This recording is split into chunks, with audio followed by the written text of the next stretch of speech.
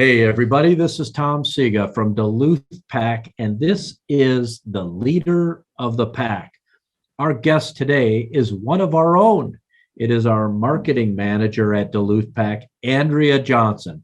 And Andrea is the person who actually runs this podcast. So she's not only going to be our guest today, but she is also going to be running the control board as we do the podcast today. So she's got her hands full, and we're going to learn all about Andrea, and we're going to learn how this whole podcast thing got started, but we're going to learn a ton about her before we do that. So Andrea, welcome. Hi, Tom. Great to be here, and kind of nice being on this side of the podcast. A little different, and also long time no talk because you are my direct manager. So I know this will be a really fun conversation, and happy to be here. Oh, it's good. We're going to have some fun, and obviously, Andrea, folks, we know each other, so I have a list of questions we're going to go through, but I'll probably vie away from that a little bit too, just because we've worked together a long time and worked at Duluth Pack. We're going to have some fun. So, Andrea, tell us a little bit about yourself. We want to find out where you grew up, where you attended school, what did you major in to get to be a marketing manager at Duluth Pack, and let's go from there. Yeah, sounds good. So really where it started is I'm a Duluthian. So I was born and raised in Duluth, specifically Hermantown. And I was really blessed to grow up with a very big priority in family life. And a big part of that was adventure. So whether that was locally or being in the outdoors or being able to have the opportunity to travel, I've been able to do that since a young age. And really what were the foundations for me in learning what I wanted to do professionally as I started growing up and have interest even in high school, being involved in DECA per se, and wanting to take more business and accounting and marketing classes was the fact that I had two parents that were entrepreneurs. My mom was a stay-at-home mom, but she also did run her own business on the side and did that a lot more once, myself and my brother were in school. And then my dad has always been an entrepreneur. And so I was able to learn really the ins and outs of business since being a young girl. And fortunately, it just really clicked with me easily. And from there, I was able to gain more interest in that. And that's when I decided, okay, once I graduate from high school, and again, that was at Hermantown, I wanted to pursue marketing in business. So I first started at University of Minnesota Duluth here locally. It's a great university. However, if you're from the area, it can feel a lot like high school. So for me, it wasn't the best fit. And after that first year, I decided to make an incredibly dramatic change. And at the age of 19, broke my parents' hearts and told them that I was moving to Los Angeles completely by myself. And that's where I decided to go to a school called the Fashion Institute of Design and Merchandising. So it's a private institute, and I will make it very clear that it is focused more on the fashion industry, but I cannot sew a button to save my life. I learned the business side. And so that's where I was able to flourish and learn, like, what is a business plan and what is marketing beyond being just creative. It's truly a department on being a business and making money and being profitable. So that really helped define where I am today as a good foundation. So you went to a fashion school and applied to work at a company like Duluth Pack, where I wouldn't say we're anti-fashion, but we're definitely a rugged outdoors, burly type of cut and sew is what we make. And so how was your transition for that from the standpoint of you said you had a business degree, but it was in the core of the fashion industry to, hey, now I'm working for this rugged outdoor company. What the heck does this have to do with fashion? Yeah, for sure. So really what it was is I focus a lot. So my major was business operations and management, and then did a focus on merchandise marketing. And what's great about that is it's really broad. It doesn't necessarily just focus in on the fashion industry. But that's initially what I wanted to do is I'm going to be in the fashion industry. I'm going to climb the corporate ladder. That's what I want to do. And so I actually had a job set up before I even graduated college, which was great. I was going to be staying right in Los Angeles, and I was bright-eyed and bushy-tailed, and that was going to be it. But to kind of go back on what I originally said is that family for me is everything. And my grandpa got really sick with cancer. And so I decided to make a decision that my family was much more important to me than a paycheck and a job at the time. And I needed to go back home. And it was one of the best decisions I ever made because I came home and was able to be with him before he passed. However, I then came home and didn't have a job. So I had to figure it out pretty quickly.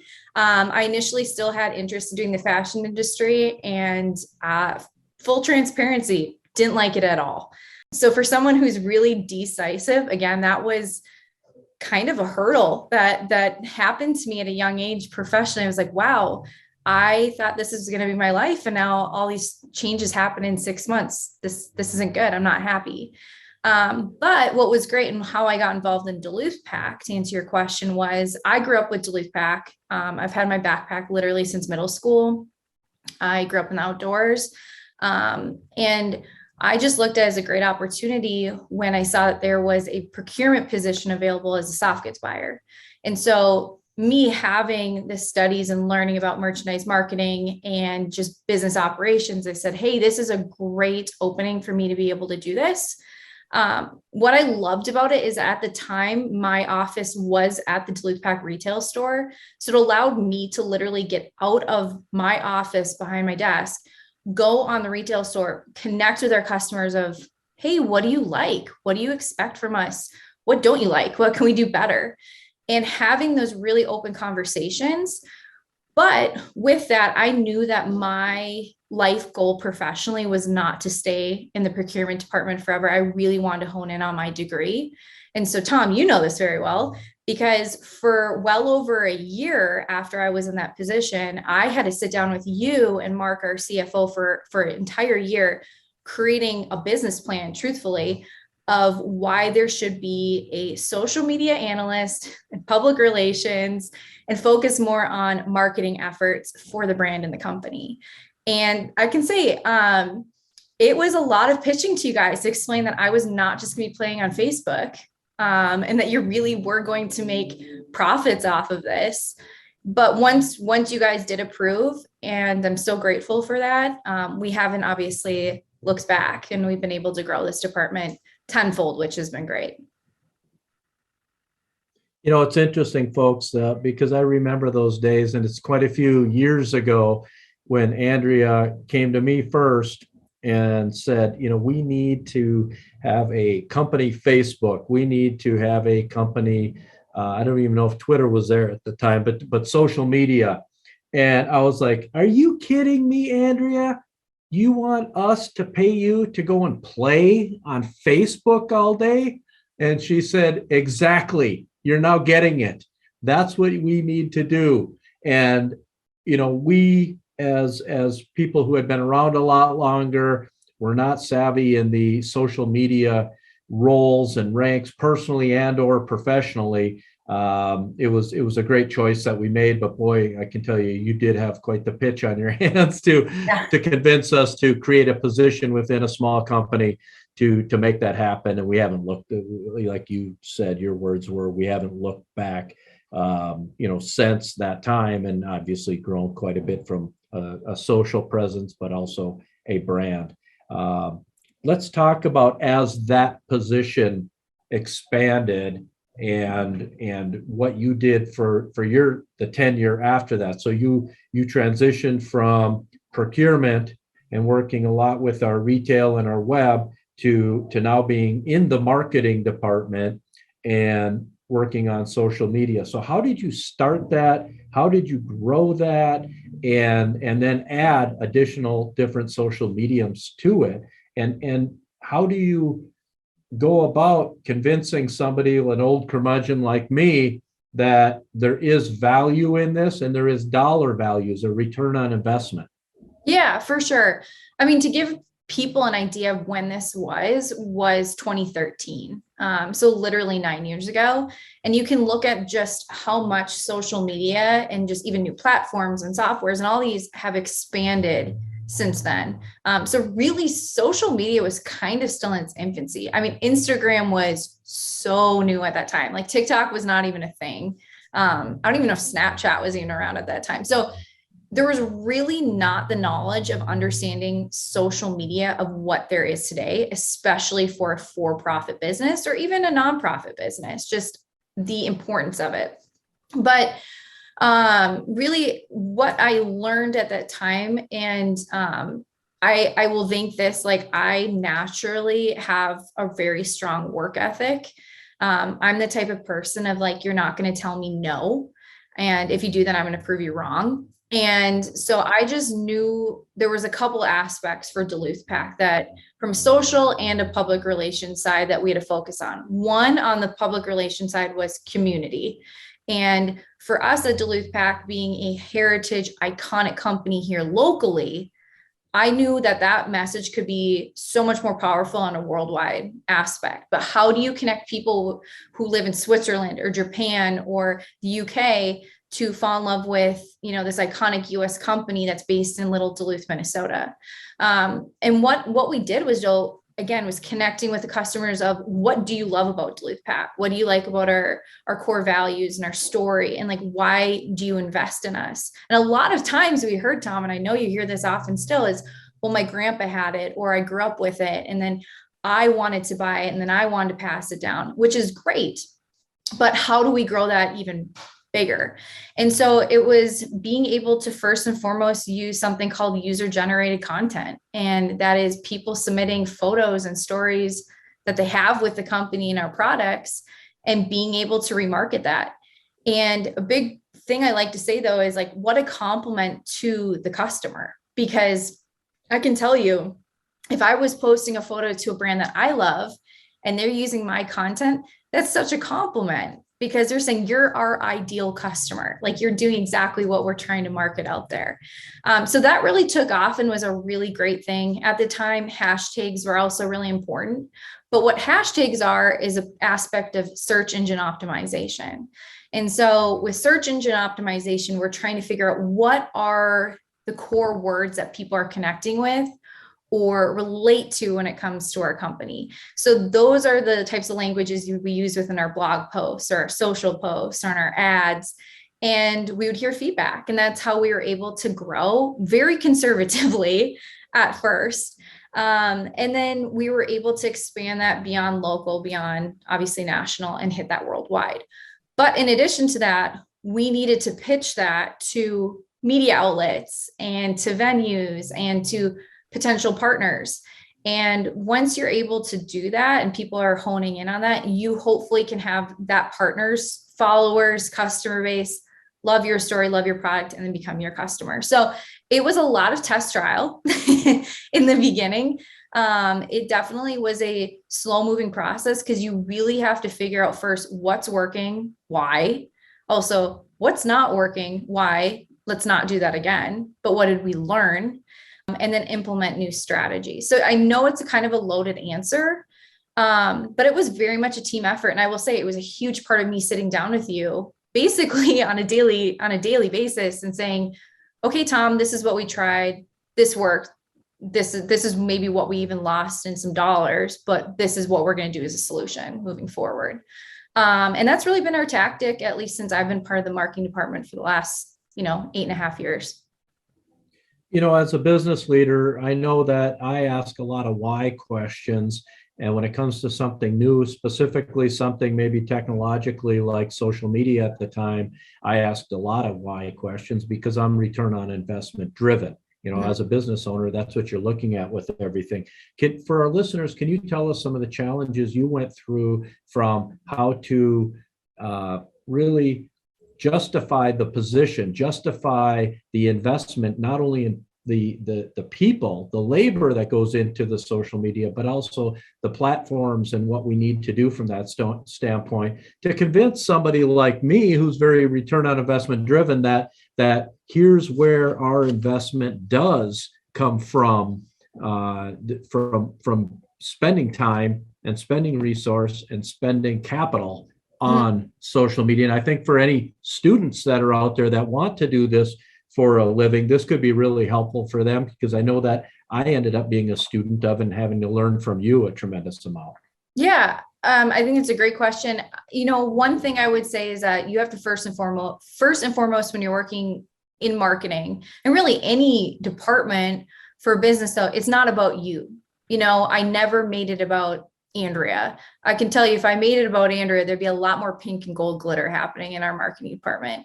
So I knew first and foremost, this is not about Andrea. It's about Duluth Pack. It's about this legacy, the story, the heritage, and also realizing like what makes sense for us. We're not going to be everything to everyone.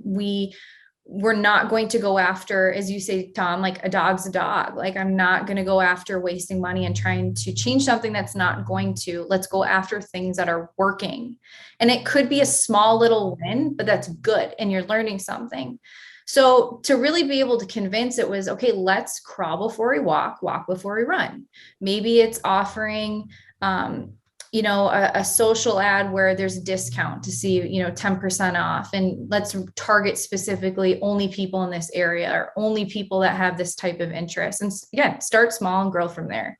And that's really what we did. And then again, it's having that open communication. And sometimes there were those difficult conversations of, hey, this didn't work. That was not the plan and the outcome we wanted. But what are the tactics that we learned from it? Okay, we're not going to retarget that audience, or they didn't like this product as a highlight, or maybe this language wasn't fitting. And so that's where we've been able to just scrutinize ourselves and just learn from there. I think that's a big thing for a lot of young professionals, especially, is they don't want to admit, like, I screwed up. But if you do, you have to admit it and just say, I'm human, I made a mistake. However, this is what I'm doing to fix it. And that made me grow and also allowed me to grow within this department and company. I mean, from there, I did public relations and social media for a couple of years. And then I was promoted to the assistant marketing manager, still running public relations and social media. And then coming up 4 years ago, I was promoted to the marketing manager. And again, I was instilled that mindset business-wise, really from you, Tom, but then I'm instilling that in my team as well. So they know the expectations and the responsibilities. Andrea, you've talked about some of the return on investments and whatnot, but what are some of those metrics that come to the return on investment for, as an example, the social media? Mm-hmm. Because that's one that's out there. People are like, well, how do you make money off social media as a company? Yeah. I think a big thing is people focus on, we have to get our brand out there. And I'm not disagreeing. That's incredibly important to do. But if you're only thinking about branding, that's a feel good, and feel good emotions do not pay the bills. So you have to look at, especially Duluth Pack, we are a for-profit company. What is going to make money? Well, that's sales. So, sales cure all illnesses, whether that's going to a retail store, whether that's on our website, or going through our wholesale dealer corporate business. I need to drive dollars. A big goal is the more people you get on your website, the more people you get in your store or into your partner's stores to buy your product, the more apt they are to buy your product. But you can't focus just on, hey, let's do clicks, because you could spend yourself to an oblivion. That's important data and analytics to look at per se. Like, hey, we drove X amount of people to our website during this time frame. Great. That's the quantity amount of people, but where's the quality out of it? So of that traffic and amount of people you drove there, how many actually converted? And that's where is, at least when we're looking from Duluth Pack standpoint, and Tom, we hone in on literally on a weekly basis together still, is how many people did it bring? Great. How many of those people converted? What was their average order value? How many products did they check out with? What did they check out with? Because that's a huge thing. Were these items that we promoted specifically? Where's the items that were in stock? are they top sellers? What colors are converting? But then we also, we obviously won't explain so in detail, but we have a minimum return on ad spend amount that you have to hit. And what that means for those that don't understand what that is, you spend $1, your goal is to get more than $2 back. If you're doing that, probably not going to be growing super fast, everyone, because you have to pay your bills. There's overhead, the time and amount of energy it takes to even create those ads, from a graphic design side, analytical side, all that. You're not making money. If that, you might even just be breaking even. So you have to really look at the data and analytics of, okay, what's really going to propel this ad to make sense? It's actually bringing me dollars that I can reinvest in this company. And that might be, for some company, a 6. So for every dollar they're spending, they're needing 6 back in return. And that's where we analyze and see what is converting, not necessarily what is clicking, but what is converting. And it's the same thing with Instagram. So the whole thing on Instagram was, and Tom, we've talked about this so many times, is it's a great, pretty picture. And I'm not hating on Instagram for this, by the way, everyone. It's a great platform for branding. You can let me do that. Yeah, but that's great if your photo gets 1,000 likes. But how many of those people that liked the photo actually went to your retail store, your website, and decided to actually purchase? If I had 1,000 likes and 0 people converted, that's a fail in my eyes. Because, okay, I'm telling this story in branding, but what's it doing for the business? Not the brand, what's it doing for the business? Where if I got 10 likes, but I converted 3 people, that's what I'm focusing in on. So that's where I want to tell people is, okay, don't look at just the fluff, look at the facts. And that's really what's going to drive people forward. Good information there. Andrea, how do you handle from a social media, before we move on from that, a social media that there's so much negativity in social media that it's so easy for people to sit behind their computer screen and just target companies or target people with a bunch of negativity? And we all see it, and every company sees this. How, from a social media analyst and from a marketing manager standpoint, do you handle that? Because it seems like so many of the people that are targeting companies or targeting people have, I guess this is my term, 5% of the information, but they feel like they have 95% of the answers, and they have big muscles when they're sitting behind their computer screen targeting people. How do you go about handling negativity like that from a social standpoint? Yeah. One, I will say it does take experience, because in the beginning you will take it personally, because when it is your job, you're incredibly passionate, but you're also protective as well. And not saying that I'm not protective and passionate, but you have to strip away that it's not a personal attack. They're not attacking Andrea Johnson. And like you said, a lot of the times, Tom, unfortunately, it's people not educating themselves on the situation.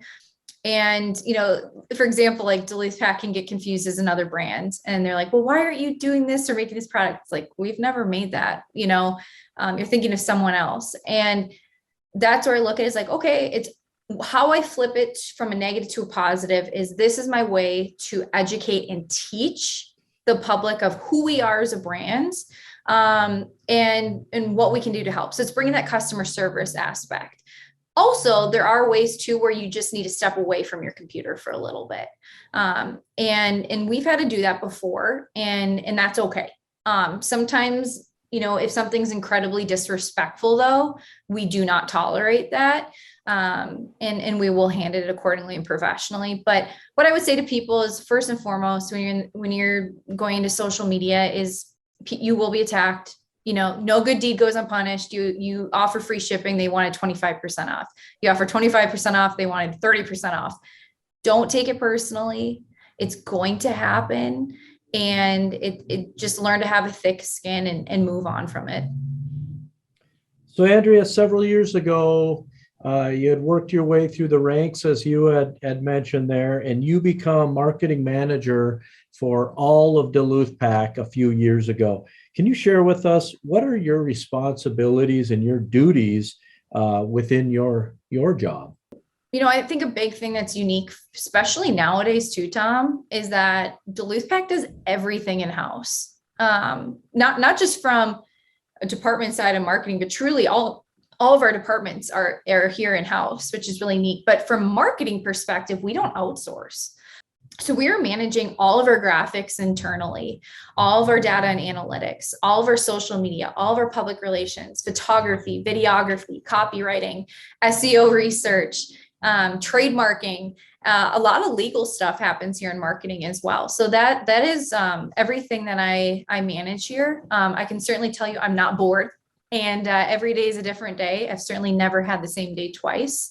And we're a small but mighty team, which I am incredibly proud of. We work incredibly efficient. Everyone's based here in Duluth, and we're actually 20 feet from our factory location. So it's very convenient when we want to do a photo shoot at our factory or go see a sewer or whatever it may be. But yeah, it's all done here in-house, which we manage and we scrutinize, and we're able to do that. But in addition to managing all of that, Tom, which is marketing, we also manage all of the branding for the company as well. So the story, the core values, the taglines, all that's done here. Can you tell us, you mentioned the word legal, that we do a lot of legal research. What is that around? And can you tell us why marketing would be involved with legal research? Yeah, definitely. Especially for anything copywriting. So let's say we're creating blog posts, or we're doing taglines, or we're creating campaigns, or, trying to put facts out there. We need to make sure that everything is accurate. Nowadays, you certainly cannot just throw out a statement and pretend it's a fact. And if it's not, you're probably going to get in pretty big trouble.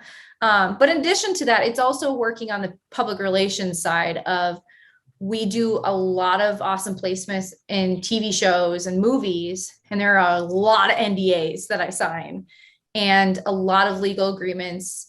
We also do licensing stuff where we have to research that as well. So a whole lot of legal does happen here that I can tell you, I actually did not learn that in school. I learned that in the real life very quickly. Interesting. Can you tell us what the favorite part of your job as marketing manager is? Yeah, I'm very blessed that I love my job. I truly enjoy coming to work every day. It's not work to go to work.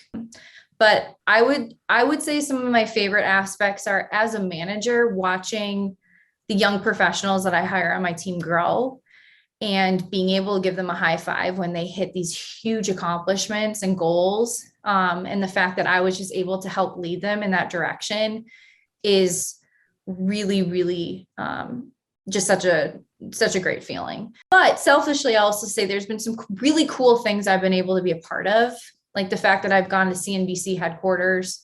I've been able to rub elbows with Good Morning America. I've been able to go to literally Disney Studios. I saw Clint Eastwood's parking spot, which was cool. So I've been very fortunate to have aspects of involving in a team that just keep me going and motivated, but also experiences for me individually that I will take with me for life. What is your best advice, Andrea, that you could give to somebody that is either in a career where they would like to make a change into a marketing career, or they're in school and they know they would like to go into marketing? What's the best advice you could give for somebody that their goal would be to become a marketing manager, managing a marketing department? Yeah. First and foremost, don't limit yourself. That's a big thing. I would say the only person that's going to hold you back is yourself. And a lot of people do that, unfortunately, and they make excuses for it. Where I look is, don't limit yourself and ultimately try. That's what I tell my team is, just try. You're not going to hit the ball if you don't swing the bat. You might miss a couple times. Okay, learn from it. Try not to do that again, but at least swing the bat and figure it out. In addition to that, I've been able to really learn from you, Tom, and it's a big part of just my personality anyways, but over communicate. So be the squeaky wheel for yourself. I mean, that was the biggest thing is, hey, I love what I'm doing. And these are the steps I'm doing that have been really good for the company. But also like, this is my goals. And like, this is how I want to grow with the company. I want to be here long term. But here are the steps that I'm taking in order to take that next big step. And so if you don't communicate that, what I tell my team is, I don't know what I don't know. You have to communicate to me what you're seeking, and then I will do my job to help hit those hurdles down. And that was really the same thing I did for you, Tom, is I was being the squeaky wheel for myself, and I certainly tried things and I didn't limit myself. That's really good advice for people who are thinking about getting into it, Andrea. And today, folks, we're interviewing Andrea Johnson, the marketing manager at our company here, Duluth Pack, and this is pretty fun. And actually, I'm learning some things as we go here, folks. And Andrea does report directly to me. Andrea, let's talk about branding versus marketing, because you've made it very clear to me and the whole staff that you work with that these are two very different animals. Yes. So big thing is what I've at least been able to hear from a majority of people is, well, branding and marketing are one. No, they're not. They're run very parallel and they communicate to each other, but they are different. And what that means is branding is your foundation. So people could look at this, whether it's literally their own personal branding or their company, but like, what do you stand for? And this is not, what do I stand for just today? No. What do you as a foundation stand for no matter what? And that's where I really respect the fact that Duluth Pack's 4 core values have never changed. I mean, they are blunt. They are on our website of like, this is who we are. We do not change. And that has been awesome because our customers have that expectation and they know that that's what they're going to have out of Duluth Pack forever. So the branding is your core values. It's your taglines. It is certain phrases that you use. So for example, Duluth Pack, how we explain our canvas is rugged, how we explain our leathers is premium American leathers, how we explain our hardware is guaranteed for life and weatherproof. And it's being consistent with that. It's not just, oh, we're going to do that for the blog post or website descriptions. That's consistent. That doesn't change. We also have our hex colors that we use, our specific fonts that we use, what you can and can't do with our logo, which we are incredibly picky about, which you should be because that's your brand. And that's who we are.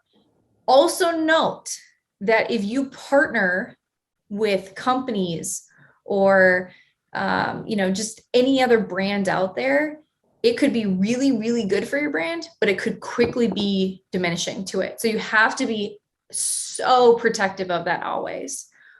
What marketing is the fresh, constantly new version. And what that means is like marketing would be campaigns, launches, promotions, partnerships, and bringing like that fresh new aspects, but that still complements the brand, if that makes sense. So you're saying that what we do every day is marketing, but we stick within our brand standards, our brand Exactly that we are. Yeah. So marketing is, hey, what are we doing today? What are we doing tomorrow? What are we, planning for 6 months, 12 months out here? But making sure that it still complements and also is respectful to our brand. For example, I mean, if Duluth Pack all of a sudden decided to work with a material that's not guaranteed for life, or we decided to, make some products overseas, that's not complementing our brand. It could be maybe a really good marketing campaign, but it's not good to the Duluth Pack brand. And it's a lot more difficult than people realize because for our brand, we've been around for 140 years. So we've been around since 1882. We have to keep this timeless, rugged, old school vibe with still bringing fresh new marketing content that doesn't get old or doesn't become boring. And so how do you do that? Okay, well, it's freshening new templates in your emails. It's creating new types of imagery in your social ads. It's creating new products you launch on your website. Or doing something like we have going on every year is like our Arbor Day campaign, where it's buy a pack, we give back. I mean, that's only 5 years old, but it still complements our brand. Andrea, you often talk about the C's, as in Charlie, of marketing. Can you talk about that a little bit? Yeah. So this was an Andreaism.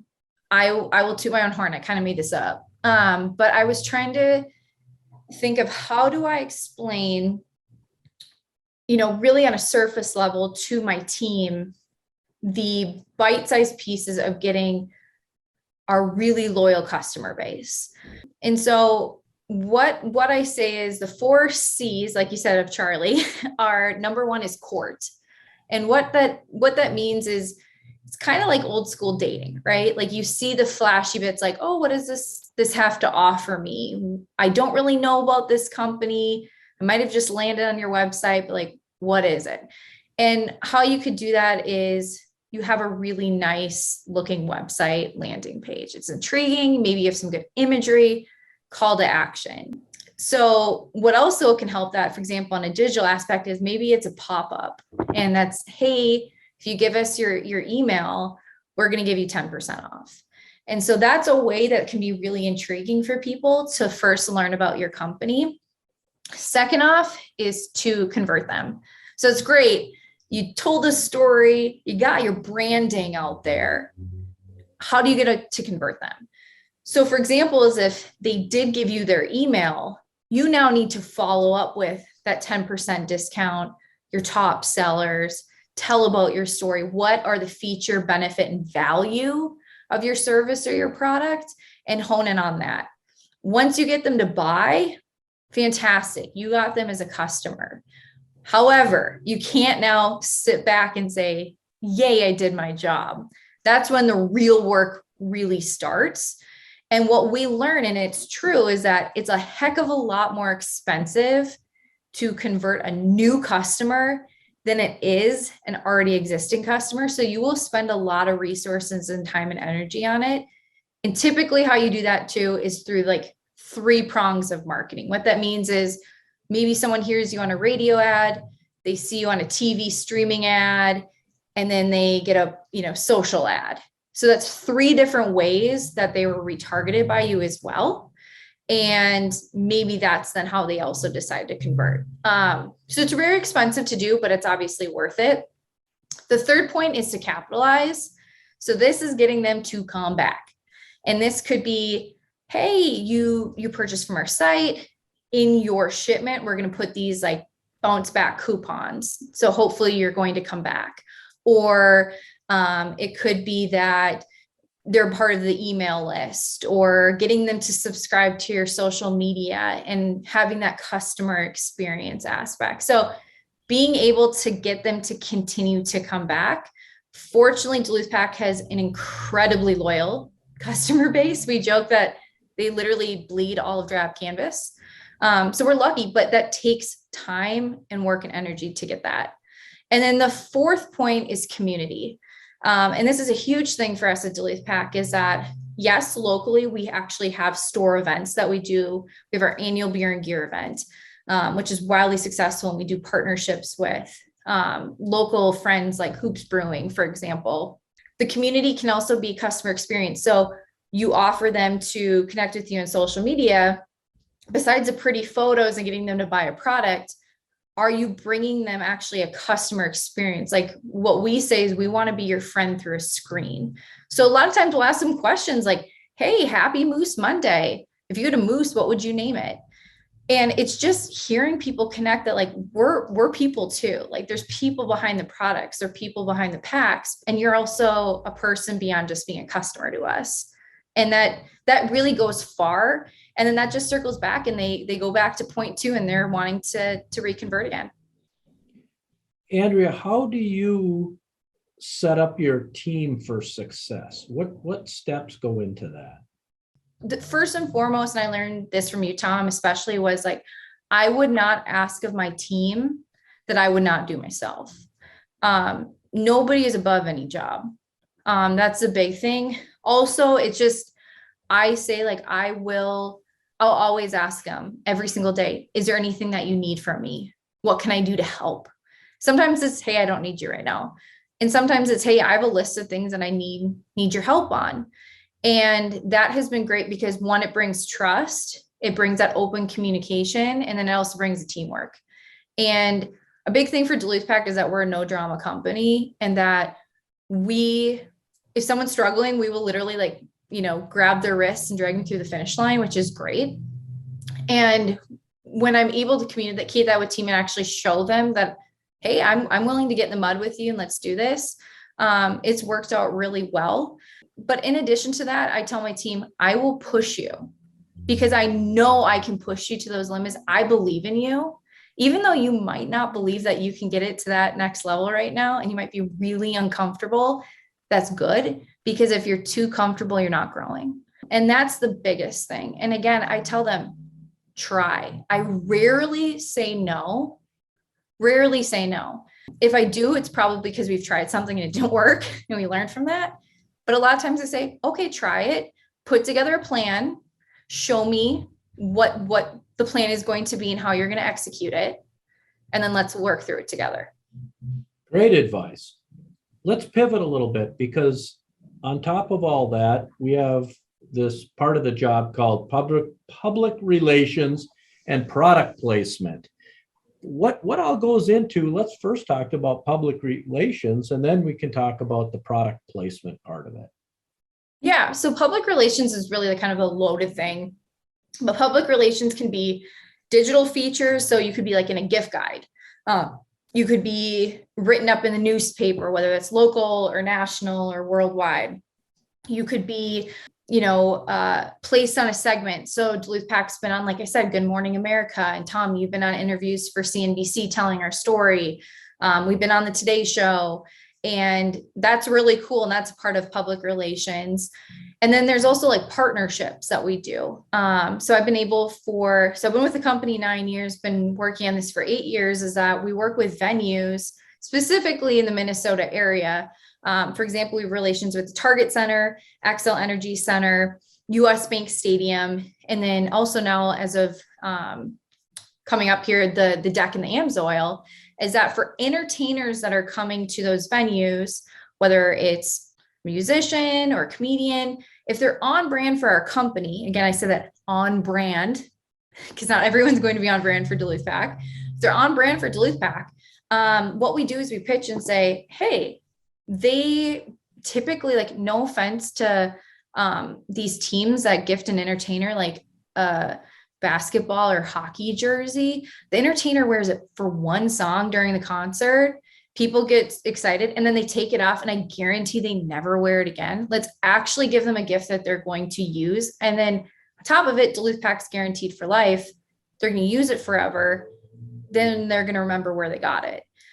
So that's part of public relations. And then in addition to that, as you mentioned, there is obviously product placement in TV and movies. Can you tell us some of the stars, I guess, that you have done this public relations part with at, let's say, Xcel Energy Center or US Bank Stadium? So we've done some really cool ones. I mean, just as of last fall, we did Dan and Shay, and they actually were Instagram messaging us how much they love their products. Blake Shelton is an incredibly huge fan of Duluth Pack, which has been amazing. He's been super excited to literally tell the Xcel when we've gifted him before, like, yay, I'm actually going to use this.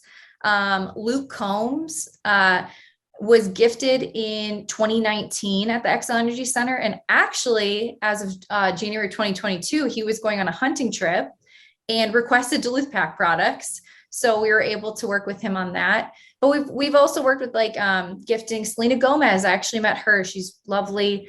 Ellie Goulding.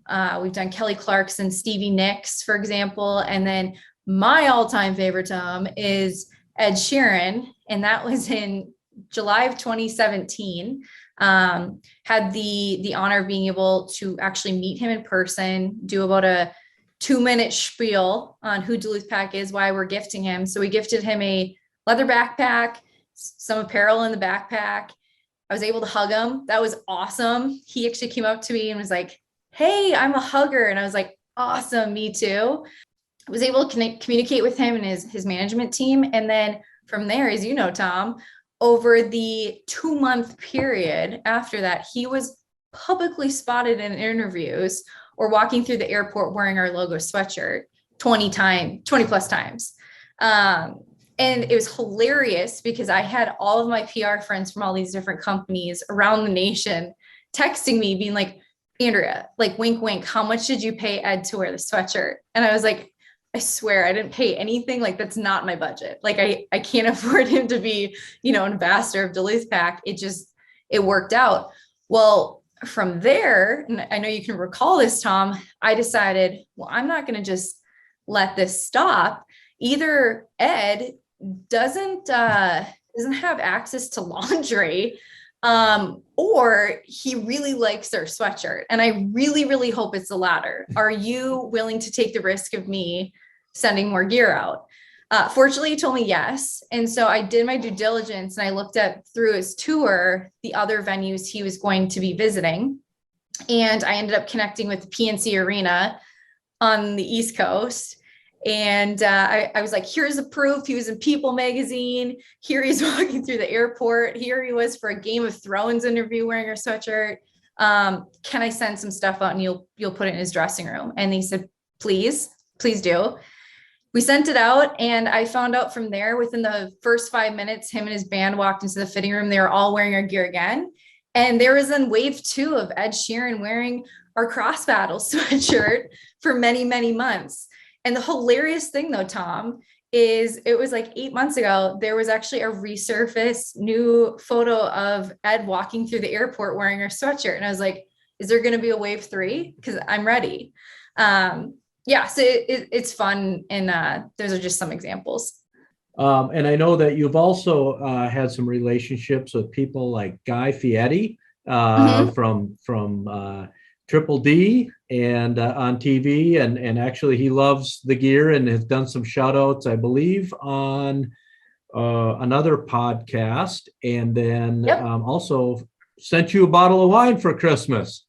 Yeah, actually, I literally have it over here, which is so cool. So I have a bottle of wine from his company that he signed along with a card that is professionally framed.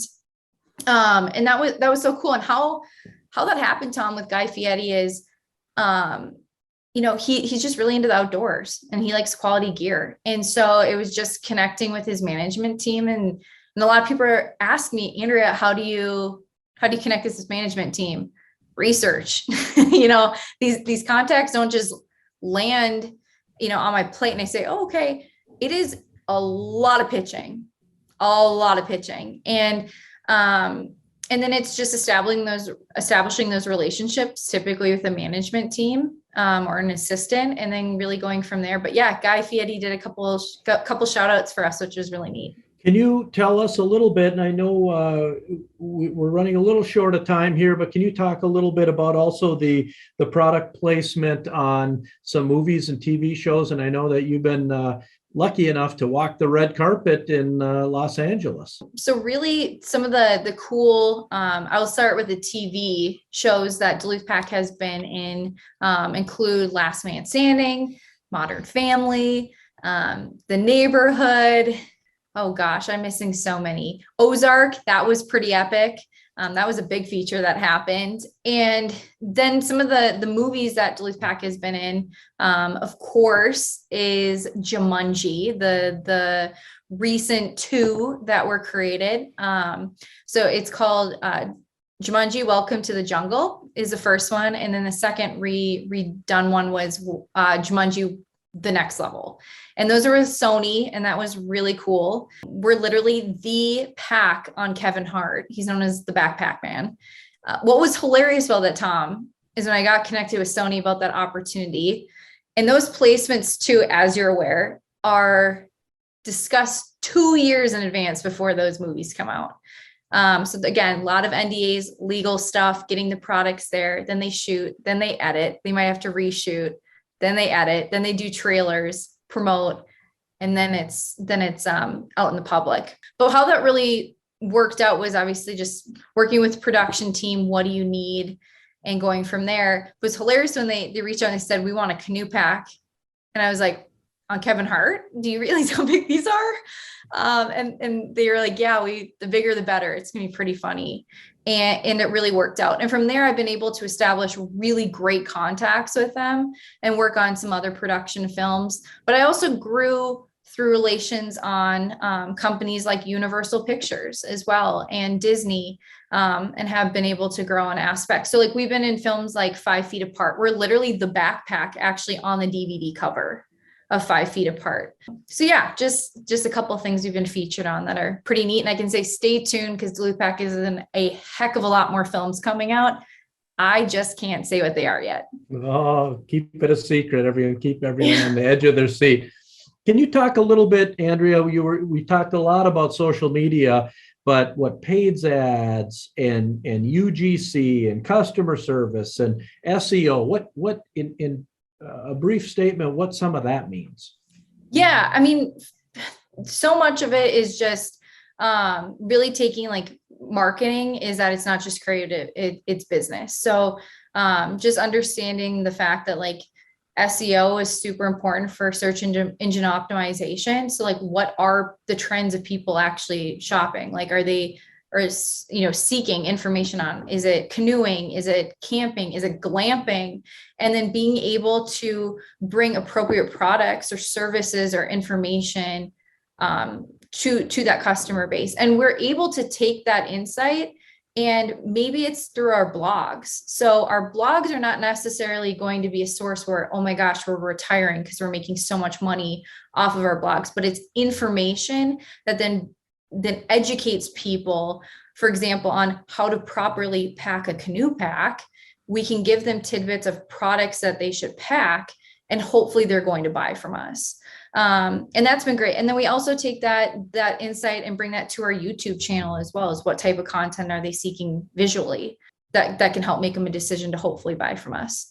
So I know that was kind of a quick answer on that, but I would say the biggest thing of what I could summarize for marketing, branding, public relations, anybody seeking, is sales has kind of the analogy of ABC, right? Always be closing.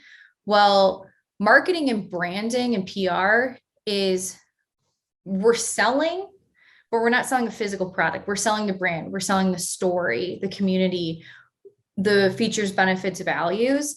And so how I summarize that is the ABCs of marketing are always be connecting. And that's the biggest thing I would tell people is ABC, always be connecting. Andrea, what's the future look like for the marketing department at our company, Duluth Pack? Well, I can tell you, Tom, since I've been a part of Duluth Pack for 9 years now, we have hopped, and actually, like I said, we have our own building here now.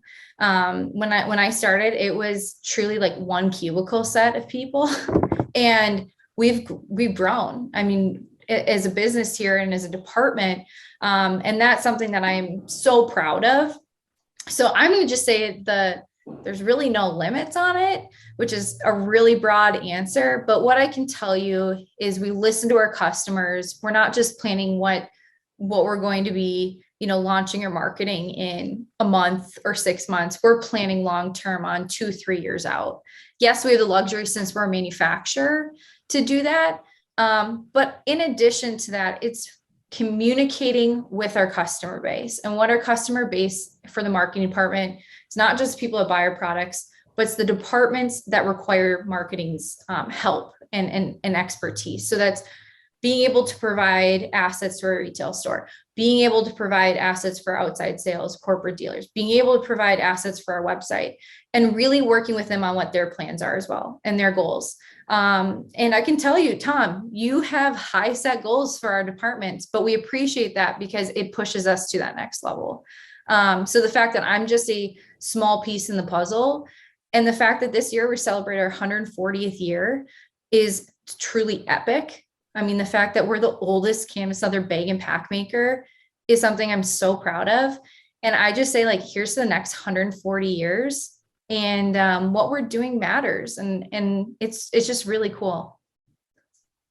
Well, I think you're being pretty humble there. Folks, our special guest today is Andrea Johnson, the marketing manager at our own company here, Duluth Pack. And we're going to pivot a little bit here as we do every podcast. And we're going to go to our packed questions segment for Andrea. So you can all get to know her a little bit more. Andrea, what's your biggest fear? Yeah. So my biggest fear growing up for years until I was 26 years old was heights. I mean, I'd be the type of person I would go 3 steps on a ladder, and I mean, my legs were shaking. So I decided, and I've always been this type of person, again, like I'm going to be the only one to hold myself back. And I refuse to do that with my fear. So it was my golden birthday 4 years ago. I was 26 years old, and I decided no better way to get over my fear than jump out of a perfectly good airplane at 20,000 feet. And the funny part about that, though, Tom, is I did this 2 weeks before my wedding. So I made it very clear to the guy I was jumping out with is whatever you do, I cannot break my legs because I have to walk down this aisle. And fortunately, it was an amazing experience. The funny thing about that, though, is I've kind of overcome my fear because of that, which was great. So it's not super accurate as a fear today. And then I would have said giving blood, but I'm pregnant. And so when you're pregnant, you give so many vials of blood that I've really become used to it now, and it doesn't bother me as much. So I guess the third answer, I could say, is the most accurate one, is probably great white sharks. That would be my answer. Well, I don't think you have to worry about great white sharks in northern Minnesota most of the year. Yeah. How's that? Yeah. Andrea, what's your biggest accomplishment? Professionally, I would just say everything that I've learned business wise that you can't read in a textbook. And so it's truly a lot of experience on learning and testing. But really kind of a short answer is just being a part of a brand and being a part of this iconic company where so many brands knee jerk or change or looking for what's trendy or new. And the fact that we don't have to do that and we can keep simple is just, that's something I'm really proud of. And I would say is an accomplishment. And I'm just grateful to be a part of this iconic company. And other than Ed Sheeran, who's become your best friend, what's your favorite musician or band? Yeah, I have 2 answers for this. I love Hootie and the Blowfish. And I've been really, really fortunate that I saw them at the Minnesota State Fair, and Darius Rucker is so good. But the other one to that is I'm obsessed with Aerosmith. And so I have it a goal that I have to go see Steven Tyler at some point. I will wear the leather. I will wear feathers in my hair. That is on my bucket list. You know, he's not getting any younger. I know. And I was so bummed when we went to SHOT Show a couple of years ago and I missed their concert by 3 days. I was so bummed out. So I definitely will have to travel to them at some point. And best vacation destination you've ever had? As mentioned really from the beginning of this podcast, I've been so blessed to travel, not only in my personal life, but truly professionally with the company.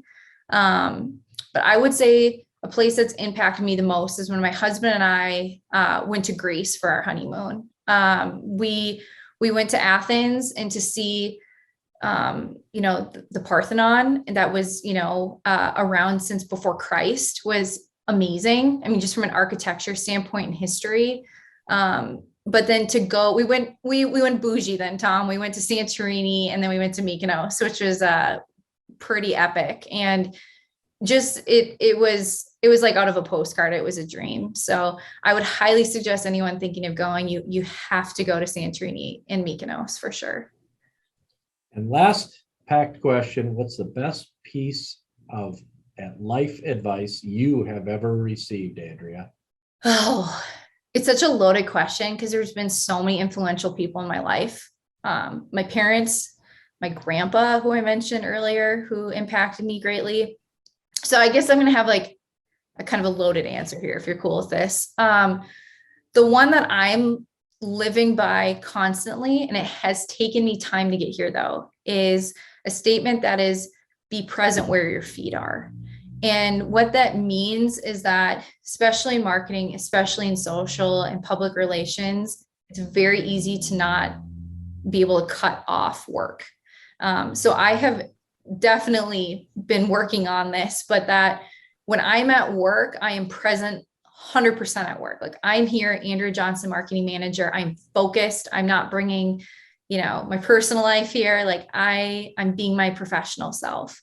But the minute that I'm at home, I'm so much more than a marketing manager. I'm a dog mom, I'm a wife, becoming a mom, I'm a daughter, a friend.